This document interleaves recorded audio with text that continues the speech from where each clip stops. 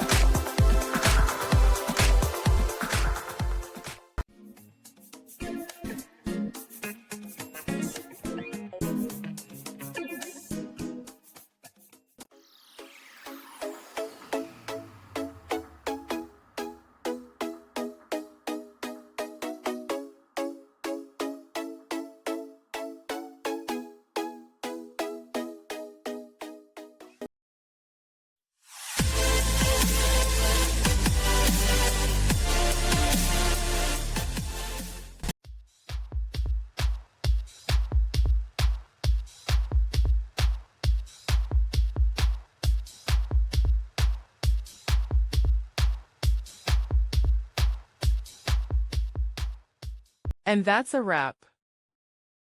I hope you found the answer you were looking for. If you did, take a second to hit that subscribe button. It really helps out. And let me know in the comments which solution worked best for you.